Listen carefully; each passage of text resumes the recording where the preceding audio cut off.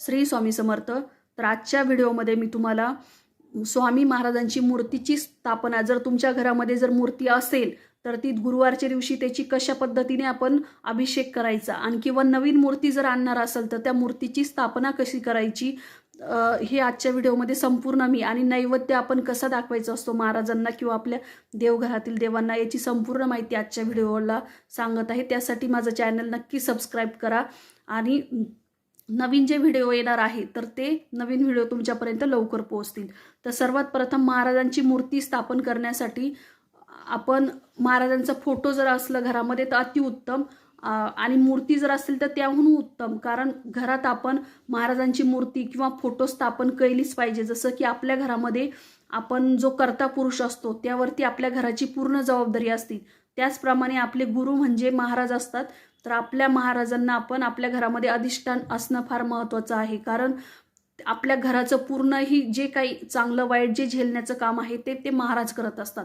त्यामुळे सर्वात प्रथम आपण एक तर मूर्ती आणा किंवा फोटो आणा. तर मूर्ती जर आणली नवीन तर ती मूर्ती स्थापन करण्यासाठी कशा पद्धतीनं ती मूर्ती स्थापन करायची तर ती मी सांगत आहे. म्हणजे तिला अभिषेक कसा करायचा आहे. तर सर्वात प्रथम आपण अभिषेक करण्याच्या आधी आपण संकल्प करायचा आहे. संकल्प असा करायचा आहे की हातामध्ये आपण पळीभर पाणी घ्यायचं, त्या पाण्यामध्ये 2-3 दाणे आपण तांदळाचे टाकायचे, आणि देवाजवळ त्याआधी सर्वात प्रथम दीप प्रज्वलित करायचा, आणि म्हणायचं आहे, स्वामींना विनंती करायची आहे की आज गुरुवार आहे, म्हणजे गुरुवारच्या दिवशीच आपण करायची. आज गुरुवार आहे, आणि तुमचं पूर्ण नाव सांगायचं, तुम्ही जे कोणी असाल ते. तर आपल्या या घरामध्ये स्वामी आपली मी प्रतिष्ठापना करत आहे. या कुटुंबाची संपूर्ण जबाबदारी स्वामी आजपासून आपण स्वीकारा. कुलदेवी, कुलदैवत तथा पितरांची देखील सेवा स्वामी तुम्ही आमच्याकडून करून घ्या. तसेच माझ्या संपूर्ण कुटुंबाची संस्कारिक, कौटुंबिक, आर्थिक, परमार्थिक व आरोग्याची संपूर्ण जबाबदारी तुम्ही सांभाळा. तुमची कृपा दृष्टी सतत आमच्या घरावरती राहू द्या किंवा माझ्या कुटुंबावरती राहू द्या. आणि आजपासून मी तुमची मूर्तीवर अभिषेक करत आहे, ती सेवा आपण स्वीकारा. तर ही आपण मूर्ती आणल्यानंतर प्रतिष्ठापना करतो त्यावेळेस अभिषेक करायचा आहे अशा वेळेस. आणि जर तुमच्याकडे जर मूर्ती असेल ऑलरेडी तर ती प्रत्येक गुरुवारी आपण तिचा अभिषेक केला पाहिजे. जर तुम्ही पाण्याने करणार असाल अभिषेक तर पाण्यामध्ये थोडंसं हिना अत्तर टाकायचं, तुळशीपत्र टाकायचं आणि फुलं टाकायचे. आणि तुमच्याकडे जर गळती पात्र असेल, जसं रुद्राभिषेकाला वापरतो ते, तर ते गळती पात्राने तुम्ही कंटिन्यू पाणी पडत असतं अभिषेकाचं. जर नसेल तर आपण एका तांब्यामध्ये पाणी घेऊन आपण चमच्यानेही त्यांना अभिषेक घालू शकतो. तर अशा पद्धतीने आपण हा अभिषेक करायचा आहे. अभिषेक करताना आपण कोणता मंत्र म्हणायचा आहे तर तो मी सांगत आहे. तर अभिषेक करताना स्वामी समर्थ महाराजांची एक माळ म्हणायची. नंतर ज्यावेळेस पाणी महाराजांच्या डोक्यावर पडतं त्यावेळेस अभिषेक करताना स्वामी समर्थांचा एक माळ जप करायची. नंतर गणपती अथर्व शीर्ष म्हणायचं आहे. नंतर पुरुष सूक्त म्हणायचं आहे 1 वेळेस. नंतर पवन सूक्त म्हणायचं आहे. श्री सूक्त तुम्हाला शक्य झालं तर 16 वेळेस म्हणा किंवा 1 वेळेस म्हटलं तरी चालेल. नंतर सिद्ध मंगल स्तोत्र हे 11 वेळेस म्हणायचं आहे. नंतर गुरुवारी अभिषेक करायचा जर असेल तुम्हाला तर हे सर्वही मंत्र एकदा म्हटले तरी चालेल. आणि त्यानंतर आपला जो अभिषेक होणार त्यावेळेस आपण हे मूर्ती आहे ती स्वच्छ चांगल्या पाण्याने आपण त्यांना परत पाणी टाकून आंघोळ घालायची आणि स्वच्छ करायची आहे चांगल्या कापडाने. आणि नंतरच तिची आपल्या देव्हाऱ्यामध्येही आपल्या सगळ्यात वरचा जो पायरी असते त्या वरच्या पायरीवरतीच महाराजांची मूर्ती ठेवायची आहे, स्थापना करायची आहे. त्या मूर्तीला आपण सर्वात प्रथम आपण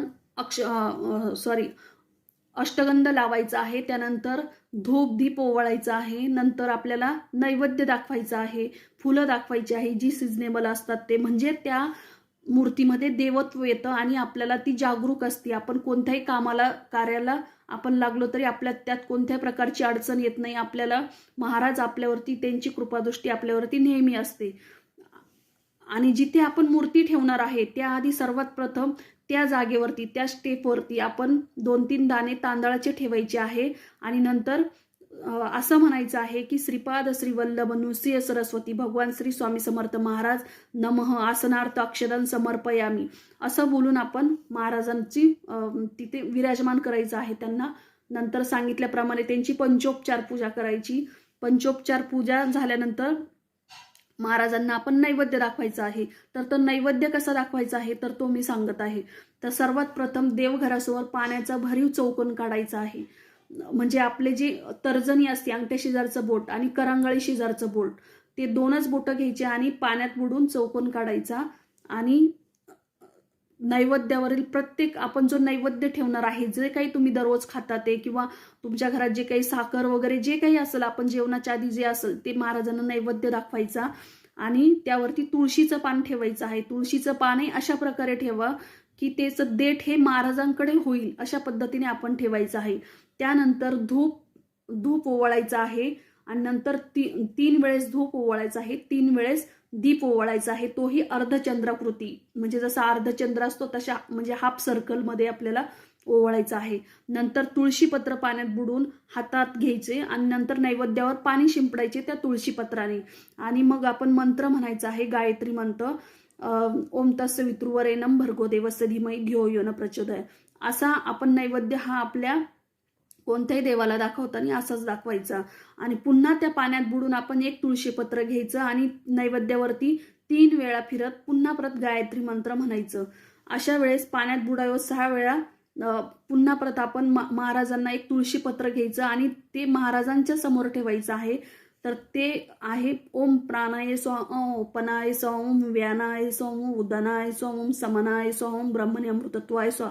म्हणजे आपण महाराजांना स्वाहा म्हणतो, म्हणजे तुम्ही खा असं आपण त्यांना म्हणत असतो. तर असे म्हणून हातातील तुळशीपत्र स्वामींसमोर ठेवावे व दररोज अशा पद्धतीने महाराजांना नैवेद्य दाखव. आणि तुमच्याजवळ मूर्ती असेल तर दर गुरुवारी अशा पद्धतीने महाराजांना अभिषेक घाला.